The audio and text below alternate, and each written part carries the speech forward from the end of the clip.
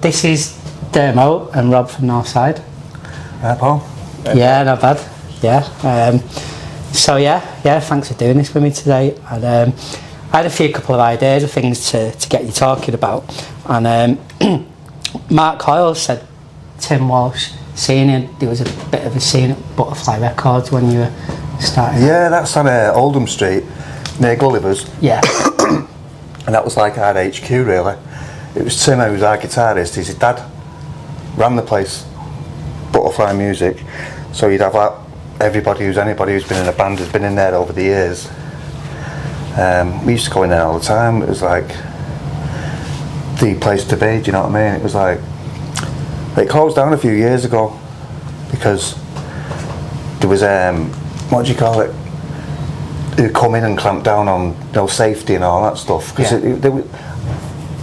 obviously he's not going to pay. They wanted like 20 grand or something to fix all the fire escapes and all that. So that was out the window. So it did close down, which is a real shame because it was the main place in town for everyone. A lot, it was in band. We used to go there all the time. We used to rehearse down there. You could buy weed in there, couldn't you? Well, I didn't know you do that, so now you know. Fair enough. Yeah. That's where upstairs. That kind of thing went on. My mate Andy took me down one day. I thought, God, you can buy weed in a record shop. That amongst other characters, Yeah. And Levi said to ask you about the first time you went to the Pops. Wow, that was what happened was we brought Take 5 out, and there was a mix-up with the barcodes, at the time. So we got robbed of it. Should have gone higher in the charts, but because barcodes, something went wrong with them. And so it was some kind of apology. Top of the Pops said, you can play it. So we played it, but they hated us. Did they? Because we're Northern scum, aren't we? So, and they wanted us to mime as well. Yeah. Which we hated the idea of. So they locked us away in a room about as big as that square little white room, but sneaks a bottle of vodka in, so we levered that. We loved Top of the Pops. I grew up with Top of the Pops. Yeah. It was like the show, wasn't it, when you're growing up, music show and all that, but it was all miming. So we mimed badly on purpose, to go along with it, but great times though, really good times, yeah. Do you know, I was chatting before I came in here, and Relax was, Frankie Goes Forward, Relax was banned, wasn't it? Mm. And then I was trying to think that Shall We Take a Trip was banned, wasn't it? Pretty much, yeah. Was that like the first single that got banned after Relax? Oh, I don't know, possibly, yeah. Yeah. But that was, we got no airplay whatsoever with that. It was just like really underground, which I liked, because coming from a punk background, I was into the idea of those in the no, if you know what I mean. Yeah. I still like that attitude in a way, you know what I mean? Yeah. But so the fact that the radio shows weren't playing it and all that was great by me, and it still got to about I think it was 50 in the national chart, which I think with no airplay whatsoever. Did that not get the top 4? No, Trip didn't. Take 5 was just, I think it was 41, like I say, but that's because of the mix-up on the barcodes, and then he went higher. Tunes like Start went at 30 something, and the album, top 20 album. But Trip, no airplay whatsoever. That was the first track I heard. Yeah. I don't know how I heard that then. It must have. Was Keep the Key 103 existing them days? Yeah. It was Tony the Greek, if you remember it. Yeah. He was behind us a lot. And Craig Cash, he was on the Royal Family and all that. Yeah. What was this? I can't remember what it was called. He had a radio station, and it was a big help. They was all behind the idea. He was into what we was doing and stuff. It was really good. I liked. It was still underground. You know what I mean? Yeah. Which was fine by me. And it's it done really, really well. Yeah, I forget the timeline, but there was all of a sudden there's a lot of interest in Manchester bands. And then it just went massive, didn't it? Yeah. I remember there was a guy who used to stand outside Afflecks Palace, and his band was the Harrisons, and he used to sell cassettes of it. I remember that name. I don't remember much. I don't know about them, but I remember that. Yeah. Yeah, no, they never made it, but people just thought, oh, it's a Manchester band, and they'd buy his tape. Yeah. Well, there was a lad in there called Colin. Remember him? He used to work there. He was a massive Smiths freak, banging to the Smiths and all that. Yeah. But yeah, we used to go into Afflecks and all that. It was good. Still is, but then it was really good, wasn't it? That was just it was still all before the match. It was like the Hacienda still, and the Thunderdome. We used to go there a lot as well, twice a week. We used to love it in there because we was living in Moston, and like Moston. So we used to go there twice a week and just walk home from there, still off your napper, you know what I mean? Like 3 in the morning twice. But plus you couldn't get in the Assy at the time. Yeah, there's a lot of people couldn't get in. Yeah, it was hard to get in. Yeah, and I like them. Of course, the Assy was brilliant, but I also like the Thunderdome. Again, the rawness of it, and like it seemed more for us, our kind of people somehow. Yeah. I don't know if that makes sense, but you know, it was like because the Assy, you seem to have to be somebody to get in there, or you know, it seems it started to change, didn't it? You know what I mean? He's very avant-garde and studenty, wasn't it? Yeah, there's nothing wrong with that. I love all that, but at the same time, these kids who've got nothing, who's banging to the music, who couldn't get in there.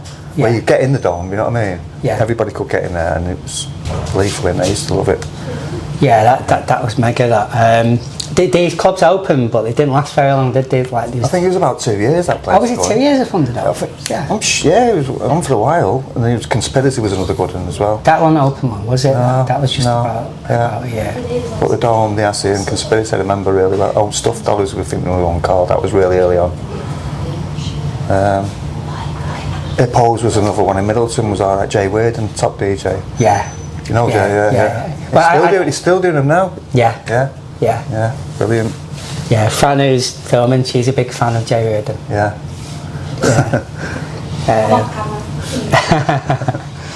So I take it, shall we take a trip to Barcid?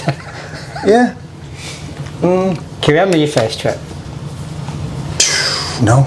I used to eat them for fun. Did you? Clear Window Panes was the one, and Holmes's, they were strong then. I remember. Clear Window Panes. Yeah. I remember some lad having one in there, he's putting them on their eye, and instantly he was there. Did you see someone do that? There was a kid in the Assy done it, yeah. I remember him doing it.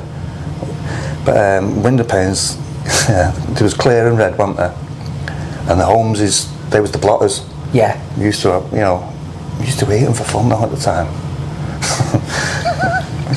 Just the way it was, wasn't it? Everyone was doing it. But do you think you got any music out of that, out of the trips? What do you mean? Did you ever have any trips and that led to writing a record? Other than shall we take a trip? Well, I don't know. You just sort of lived the life, didn't you? And everything was all part of everything. So it must have influenced it in a way, yeah. Must have done. Trip was for me was just like I say. It was Cliff, the bass player. He had the bass line was. I just sang to his bass line really. He was younger than me, and he came down to the flat one day where I was living on the flats where you're talking about Leo. On Vicky Ave, Skeleton Court, I think it was, our Tunstall. We lived in both of them, and he came round and he had his bass with him because he was mates with our kid. Yeah. So I said, "Give us a tune then." But he was dead, put his jumper and just started playing this "Shall We Take a Trip," and I thought, wow, something about that I can tune in. Reminded me of Hooky and New Order, I was banging to New Order and stuff. But he was dead melodic, his bass lines. It wasn't your normal bass to me, which is usually just plodding, you know what I mean? He had something. So I just wrote these lyrics the next day, and it was just references to flashback to your days of youth and smell it, feelings from acid and what you was going through, when you was actually tripping. Plus it was a little bit of a, like I've said it before, I wouldn't compare myself to Lennon and out like that, but he done Lucy in the Sky with Diamonds, LSD. Yeah. So I done Answers Come in Dreams, acid. Yeah. And no one got on it. No one, and I thought it's blaringly obvious, you know what I mean? Yeah. But, so it was just my little, I liked, it was my little way of doing whatever it was at the time, you know what I mean? You got bigger than a lot of people realised, didn't you? Because you had a hit in America, didn't you? Take Five got to number one, yeah. Did it get to number one? Well, Canada it was, not America, yeah. Yeah, it was number one in the chat over there. Yeah. Great. But then all that grunge gear came in then. And things started changing. It was just at that time, it was just chaos for 2 or 3 years. But we loved it. We was proper music heads though as well, we loved to party because we was only kids.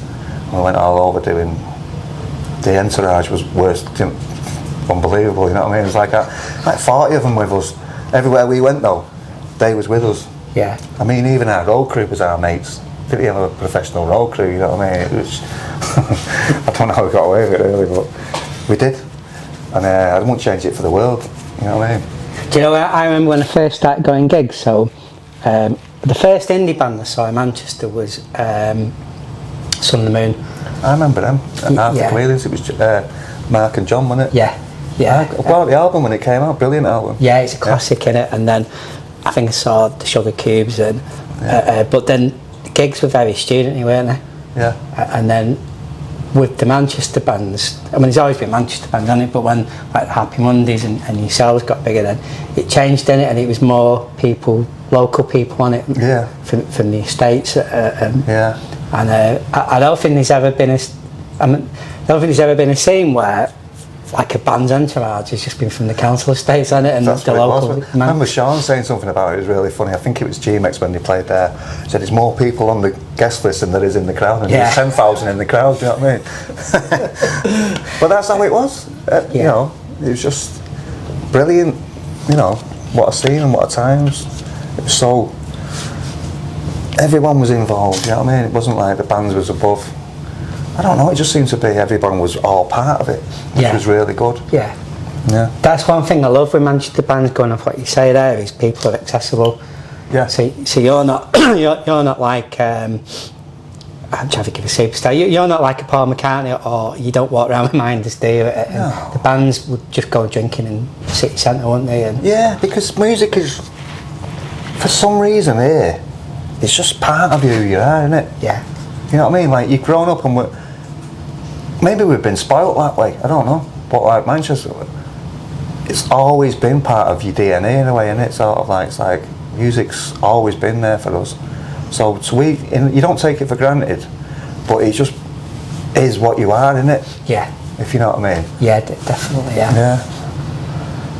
Yeah, it's a big part of who we are, isn't it? Like going out and. Of course it is, and it's not no pretense in that's real. It's like, and everyone you know is on the same level in that way.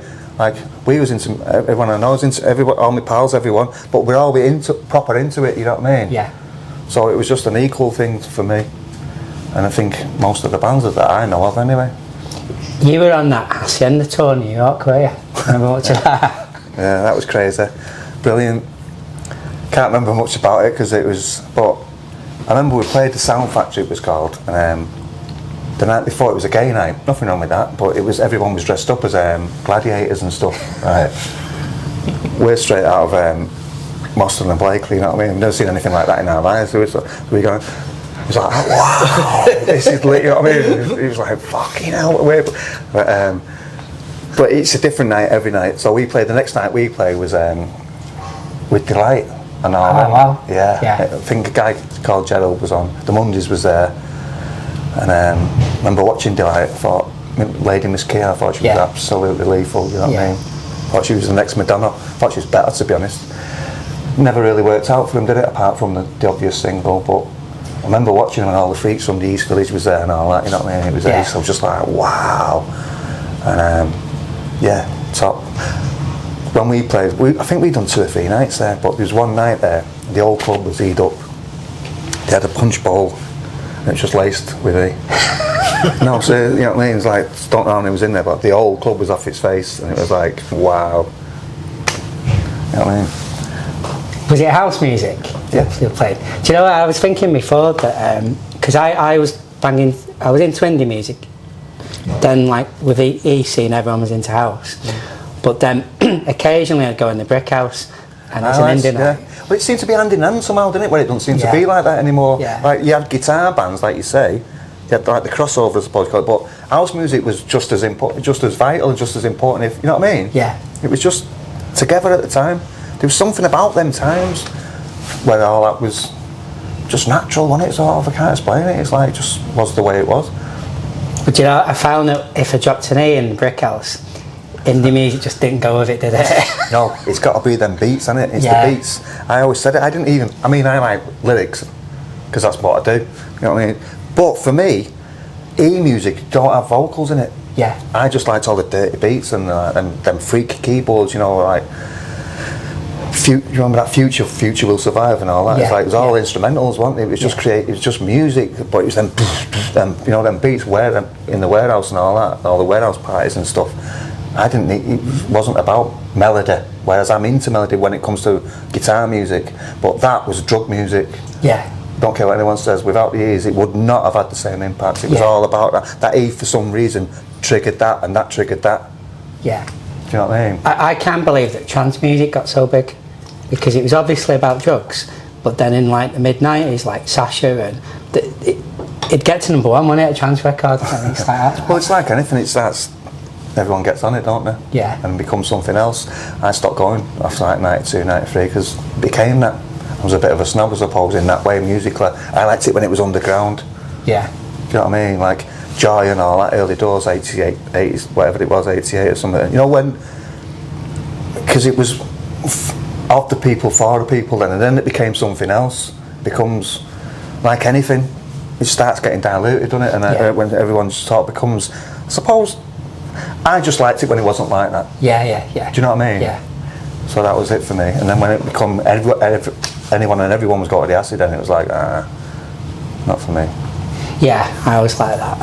I did a tweet the other day, and I think I was 17, and I had a ticket. I wanted to see 10 City, and I couldn't get any mates to go, so I went on my own and thought, fuck it, and it was midweek, I had the day off work, and then I went in, and then I knew people in there, and I got a lift home, and it was that time when I thought, God, I feel part of the scene here. It was exciting, wasn't it? Like, yeah. The scene was ace. Yeah. It's like I say, it's hard when you're on it. It's different if you're on the outside looking in, but because when you're doing it, it's harder to sort of make sense of it, innit, in a way, I suppose. Do you know what I mean? Yeah. So, I don't know, we just lived it. It was just natural for everyone I knew was doing it, and we was doing it. It was just, I don't know, it must have been lucky, you know, but that's how it was. Everyone I knew was doing the same. All right, they weren't in a band, but it's just the same as us. Yeah. I was watching that documentary last night. I've not watched it for years. Someone's put it on YouTube. Do you remember that one? See, I remember girls when you get older, done it. Like, I can't remember last night. I remember like 18 years ago, but not last week. Yeah. It was something about the Madchester one. So MC Tunes is in it. And that was good. That, yeah. Well, when our bit was when we first started, it was you see, he used to work in a meat factory, you know, like a meat factory or something like that. Yeah. He had a van though as well, so we used to practice in Miles Platting on a Sunday. Well, we had two different rooms in Holland Street Sports Centre, it was called. It's gone now, they knocked it down. But during the week, we'd have one of the classrooms what the kids had. Yeah. So you'd have all your, when we started, you first started, and you'd like 20 of your mates there, all drinking 2 litres and having a spliff. Yeah. So you had no time, you had to grow up in public, right? You had no time to sort of get used to it. Yeah. Because all your pals are there, it was like, you know what I mean? And then on the Sundays, we used to do in the main hall. It was like all the kids would be there, throwing these things up and doing cartwheels and all this and all. And we're belting LSD out. You know what I mean? To the and all these kids there. So we always found that funny, you know what I mean? But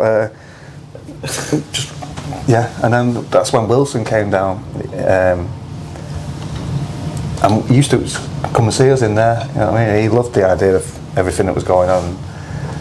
Factory for me was the greatest label, still are. Yeah. And they were on our doorstep. We had majors and all that live in, which is great, but it was always Factory for us, you know what I mean? It was like, and when they said, right, we want you, I said, right, let's do it. And then you sold out the Boardwalk, didn't you? Word of mouth. That's when. Was that just all word of mouth?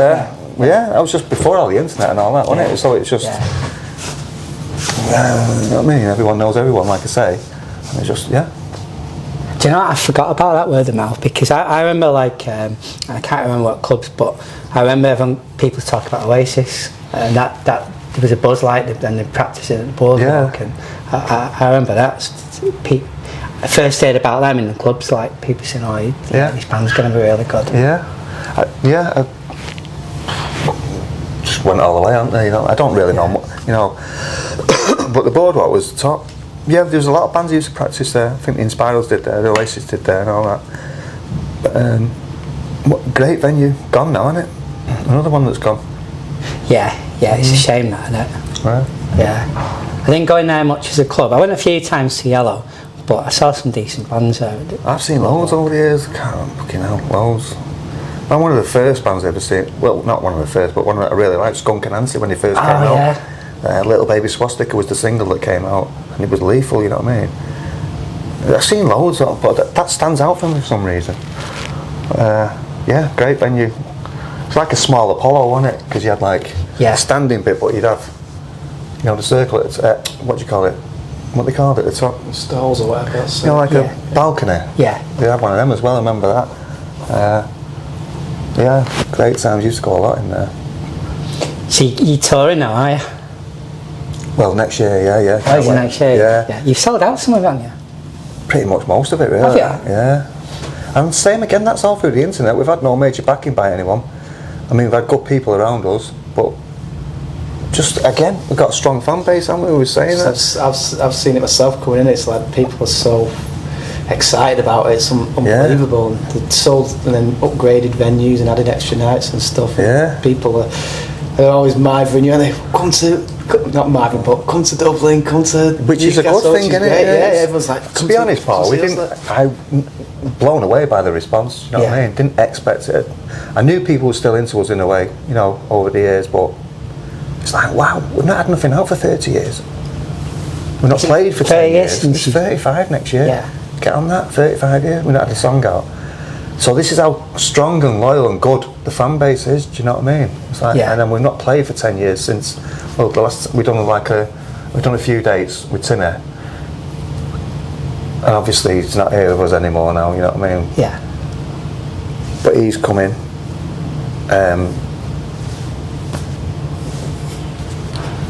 You know what I mean? He's the man, he's doing the job. He's great, one of us. And so yeah, we're going out March, April, can't wait. Have you wrote any new stuff? That's what we're doing. We're just doing the set now. Getting that nailed in the practice room. We're just talking about this on the way up. And then we've got idea, we've sort of, there will be new stuff, put it that way, by the time it comes round. Which is just as exciting, if you know. Yeah. If not more, because it's like I say, it's new. It's still in, you know, it's Northside songs, therefore. Yeah. That's great. Do you know what, like, a certain age show, their early stuff's amazing, and then the Hacienda's era stuff's really good. But their last couple of albums are fucking amazing. Yeah. And it's like, I'm sure your new stuff is going to, people just look in the past, don't they? I'm guilty of it now, because I'm doing videos about the past and Manchester history. But that last A Certain Age Show album is probably one of the best they've done. And it's like I know, forever progressing, but it's still ACR, isn't it, when you hear it, if you know what I mean? You still know it's them. It's like, they're one of them bands that evolve all the time. And you know, like the Fallen band, you know, bands that, like we were saying before, they're like, what's the word for it? Cult bands, aren't they? You know what I mean? And they're the kind of bands you want to be, as far as I'm concerned, you know? Yeah. Like, they're never going to be, that doesn't really interest me. I don't, honestly. It's like, but you can make a career, you can live, and you know, you've got a strong fan base, real fans behind you, and you know, and you keep making music and creating music, keep going forward, and that's what they're doing. Yeah. Another example of that, brilliant. I bet when you get big and like you're the fame, didn't you? Then you get hangers on, don't you? And it's hard to tell your proper mates. You just sort of know, don't you? Yeah. You know what I mean? You know a div from a div, don't you? Yeah. You've said that to me. I know you know the people that have been there. All well, yeah, they mean the world to me. The other ones are either acquaintances or you see through them, or people you have to deal with from time to time. But the real people you always know, don't you? Yeah. I think so. Do you know, I love the Chameleons, and top band. and I love Matt Burgess. I love following him on Facebook because he did like someone wrote to him once and said that he'd never played in Scotland. So Matt Burgess went out and played in his house. He's never played Scotland? Oh, some part of Scotland. Right. Oh, right. Yeah. So I said that. And there's like some small part of Scotland, and Matt Burgess went out to his house and then did a mini gig for him. And then he's touring America a lot, isn't he? Yeah, I know Matt quite well. I've supported him a lot with a band. Have you? Yeah, and I know Christoph as well. He produces ACR's albums, and he's been on the road with Mark's a sound guy. Top and that's off the road with them. So they're out there in the road and making the fans happy. That's what we want to do. Great songs, aren't they? Yeah. Great songs. And I remember people just looking at the T-shirt. I remember the Oasis Underground Market. There was 3 leather jacket shops, and then there's one that painted leathers, And then quite a few people in the indie clubs used to have chameleons artwork painted. The Underground Market on Market Street? Yeah, the I Oasis. love it in there, it was top, wasn't it? Yeah. Stolen from Ivor and all that. But do you remember it used to go downstairs on Market Street? Yeah. That was the entrance, wasn't it? And there was another entrance round the side. But like you said, you used to have all the old punk gear and all that in there. Yeah, that was early doors. I remember I got one tattoo, right? This is daft, mad. Well, it's not, is it? But I mean, I was only fucking 16 or something at the time. And I got... I went in there, there's a geezer called Cockney Paul, I'm sure he was called. I'm flat, like... Anyway, there's a bloke who's about 6.5 foot before me, right? And I'm in the queue and I'm thinking... And the chap, he went over straight away. He couldn't handle the pain, you know what I mean? So I'm thinking, I'm next. He's 6.5 foot, I'm 16, what am I going to do? And I was alright, you know what I mean? But just, that's... No, I don't know. Just come back to me for some reason. What have you got, Dermo? No. The Pegasus thing, like everything. Oh. No, I won't have Dermo on me. My mate got one, Benidorm when I was young, and he got pissed up and had Steve tattoo, and it's the shittest tattoo ever. And then sometimes, like on holiday, he'll get someone to take a picture, and then someone will say, "Steve, move to the left," and I'll go, "How do you know my name?" It's David, shit tattoo. And my one. What is it that? It's my dad's necklace that he had around his neck for years. I remember you saying, so in case I lose it, I've got is that the tattooed same on as my that? arm, yeah. Beautiful. If it goes, it's stuck there for life. Nice so one. yeah, that's it. But all the Northside fans have got like tattoos, haven't they? See some pictures with like. That's serious gear, that, isn't it, when you think about it? Yeah. Someone's gone out and had a tattoo of your band on their arm or whatever. Wow. You know what I mean? I wouldn't. Yeah. Mate, Rob, get one. In case you don't like next album. On your fod. Get one on your fod. Yeah. That's in the contract, yeah. Said, I've had it behind me, like like the Omen where he's got the 666. Get the plum on your fod there. Yeah. Do you know, like, I went to a rave on Saturday. That's led on from doing these videos, and I didn't do anything. But it's good, like, I'm 53 now, and it's just an interesting part of your life, isn't it? Because I used to be mad for about 10-15 years when I was younger, and then I just calmed down a bit, and then started to go mad again, and then it's like now we're in our 50s. Like, I'm starting to go out again, starting to go to clubs again, and I'm starting to go to gigs again. It keeps you young, doesn't it? Yeah, I've always got to see live music throughout, all the way. I just love live music, you know what I mean? I go and see bands who, if it's like something about it, just draws you in, doesn't it? You can't beat a live gig for me. I love raves and all that, you know what I mean? But I couldn't see myself go to a rave now. Do you know what I mean? We left at 1. No, for me. Just, what? Left at 1 o'clock. You did? Yeah. Yeah, so one Used to be first in, last out, didn't we? You know what I mean? Now it's like, no, but for live, a band situation, I couldn't see bands still all the time, you know. It's great. But, It never loses its excitement, does it? Once you hear a live band and you hear the bass drum kick in and everything, it just... And the fact that it's live on the practice that, you know what I mean? You always like, I'm off to a gig, I'm like... But the fact that it's live and you're in that moment, then... I love... There's something about that, isn't there, you know what I mean? It's exciting. Plus it's happening there and they're playing, you know what I mean? Yeah. Something about that. I think we've hit half an hour. I'll lose track of the time. I need to like set a timer or something. But I always try to end with like, give us a favourite track from the Manchester era, or as in, I think of a favourite track. Ever? Yeah, go on, ever. Or from the Manchester scene? From the Manchester scene. Or from your going out days. Club music? Yeah. It's got to be Noel, Young MC. I'm going to have to listen to that. It's watch, it still stands that. It's playful, isn't it? When we used to go to all the warehouse parties years ago, that tune come on, bang. The roof was off, you know what I mean? That was these... There was loads, weren't there? Back by and all them. But Noel was the one that the old club had. Same as Voodoo Rain on it, but Noel for me was just super cool. What about you, Rob? I'm on to tie Isolation by Joy Division or Headmaster's Victual by the Smiths at the top of Manchester scene. That's my, off the top of my head, but tomorrow it'll be something different, but right now, But like what is it, belligerent fools run Rigid Manchester ghouls run schools. Manchester schools, yeah, Yeah. spineless swine. Straight up, what? So thanks so much for doing Brilliant, that. nice Yeah, one, Paul, thank yeah, you. yeah, yeah.